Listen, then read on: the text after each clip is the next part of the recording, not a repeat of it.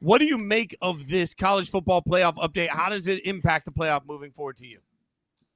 Well, first of all, Fitz and Caroline, good to be back with you guys. You guys are doing such We're a great back, job with the baby. Yahoo Sports Daily Show. So I've been enjoying listening to it. So congrats on all the success. Yeah, I mean, Fitz, it's a big change for college football because not needing to be a conference champion kind of allows the top group of 6 team to have a flaw or have a hiccup at the end of the season and still make the playoff. I think the scenario that the group of 6 wants to avoid is their top team losing in their conference championship game and then not making the college football playoff. And then you get a scenario where maybe the best group of 16 isn't represented in the playoff. So I think it's a good change because ultimately, if a group of 6 team has everyone knows can compete at the highest level and is the best team to make the playoffs, it has one hiccup, you still want them to be able to play in the college football playoff.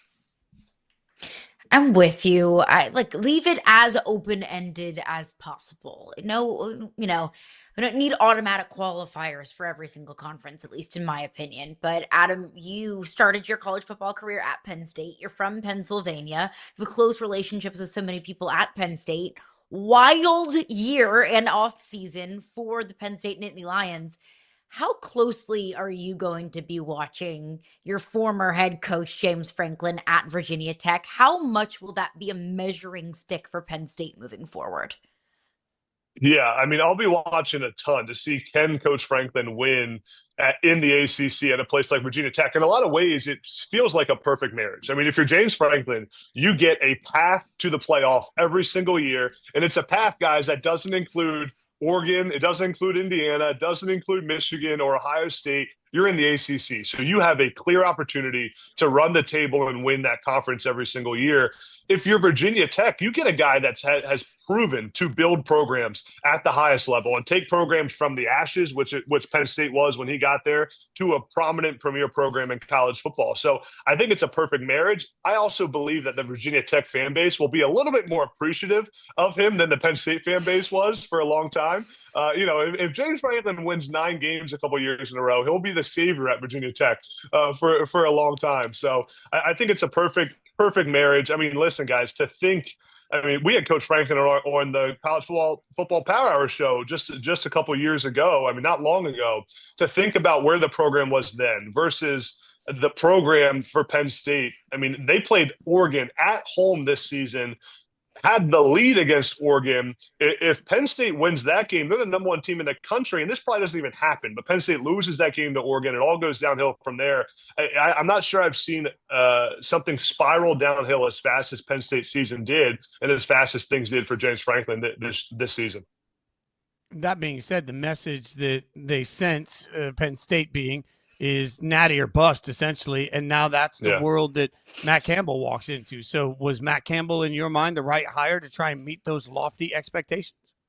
Well, Fitz, let me say one thing. I do think that there's a part where you're right. Penn State's message was natty or bust. But the reason James Franklin got fired is not because he didn't win a national championship. It's because Penn State lost to Northwestern and UCLA in back-to-back weeks with one of the best rosters in college football. I mean, it is. That's fair. Because everyone's been saying that, right? And Coach Franklin, it's not like he got fired because he didn't win the Natty. It's because he was maybe on the hot seat a little bit more than he should have been for not winning the national championship.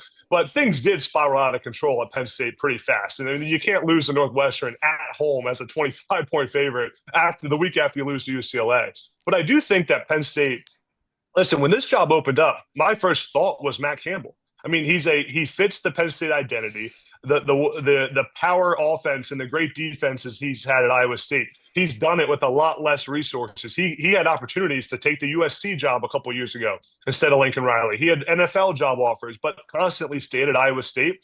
It feels like this will end up being a really good marriage. I think Matt Campbell fits what Penn State wants to do really well, and now he's going to have the resources at the top of the country, at the top of the Big Ten. So I think when you combine everything Matt Campbell stands for with the resources Penn State's going to pour into it, I think it was a chaotic coaching search, but Penn State ended up with a really good head coach, and I think the right guy for the future. And also having that continuity at the quarterback position. Rocco Beck transfers to Penn State from Iowa State with his former head coach, Matt Campbell. I loved getting the push notification of Matt Campbell is visiting with Rocco Beck. Like, wow, I'm sure that was a very formal interview there. To that point, though, with Matt Campbell and Rocco Beck and what Penn State has done in recruiting and in the transfer portal, and then also looking at the landscape of the Big Ten, Oregon is a wagon. Ohio State will continue to be a wagon. I don't think Indiana is going anywhere. Is Penn State better off? Is their path to the college football playoff clearer now than it was this time last year? Yeah, it's a great question. I don't think it's a clearer path as of right now. I mean, you think about Penn State going into last season. Penn State was the number 2 team in the country. Some people had Penn State as the number 1 team in the country going into last season. It felt like a really clear path. I think the stability is really good around the program now with the hire of Matt Campbell. The fact that he had been at Iowa State for so long, I think the coaching staff is really solid. I mean, to get D'Anton Lynn as a defensive coordinator, a guy who played at Penn State, to keep Terry Smith on the coaching staff at Penn State, a guy who means so much to that program, did a great job as the interim head coach. Taylor Mauser, the offensive coordinator who came from Iowa State to Penn State. I feel like that stability is really good. But at the same time, I don't think the expectation this season is to win a national championship at Penn State. It is to show improvement. It's to get back to the winning ways of Penn State football. It's to compete for a Big Ten championship and to start building this program again, because to think about where Penn State left it last season. Penn State was in the bottom half of the conference at one point last year after starting the season as a top couple team in the country. So I think the path to the playoff is a little muddy for Penn State right now, but I do think there's a feeling of stability and excitement around the program that place really needed after the downfall of last season. So what in your mind with Cignetti, Indiana, the quick turnaround, all of this, how does that change the way fans and administrations are going to see the process of rebuilding in college football? Yeah, it changes everything. If you're a college football head coach at anywhere but Indiana, you're watching what Curt Cignetti did, and you're getting a little nervous. You're like, every AD in the country is going to say, well, Curt Cignetti could do it in 2 years at Indiana, really 1 year at Indiana. Why can't we do it here? So I think that's fair in a lot of ways, but it was also a perfect combination. Indiana played it perfectly. To talk about, you get a guy who has coached and won everywhere he's been, Elon, James Madison. He has won IUP, Indiana University of Pennsylvania, has won at those levels and knows how to build a program.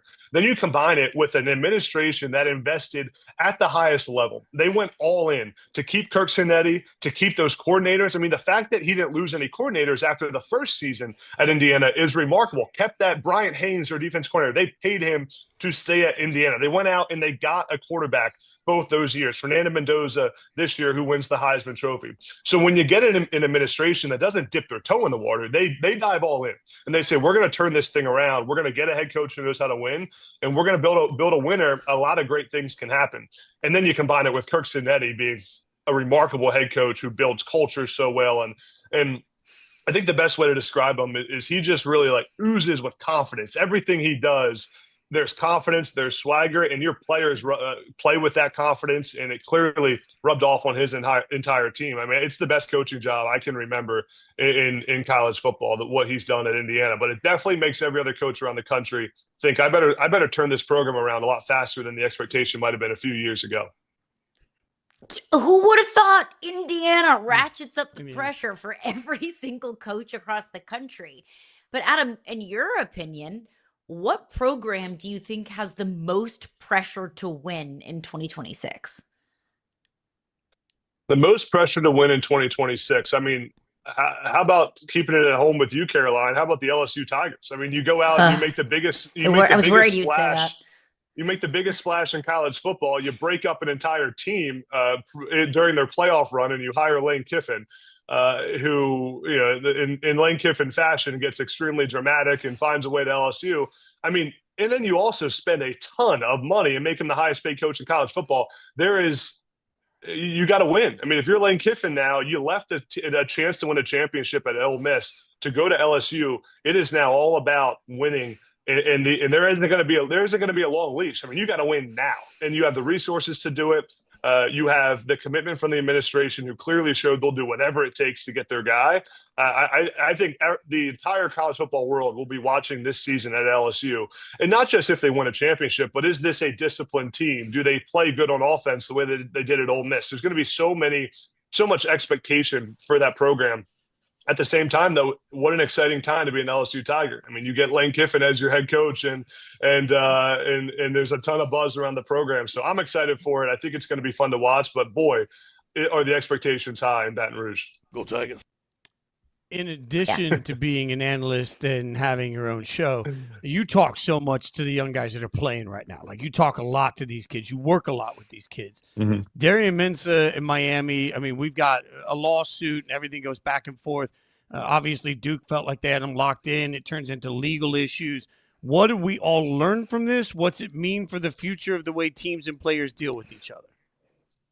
I think we need to have a level set in college football. You know, a lot of times college football was bad for the players for a long time. The players couldn't, it was a business for everybody but the players, right? You had administrators, you had media companies, you had concession companies, you had the stadiums, you had all these people, agents, all these people making money other than the players. And what happened is we corrected it, but we overcorrected in favor of the players, where the players now have too much freedom, too much leeway. And that happens a lot. I mean, in business and life, when something's wrong for so long, you overcorrect in the opposite direction.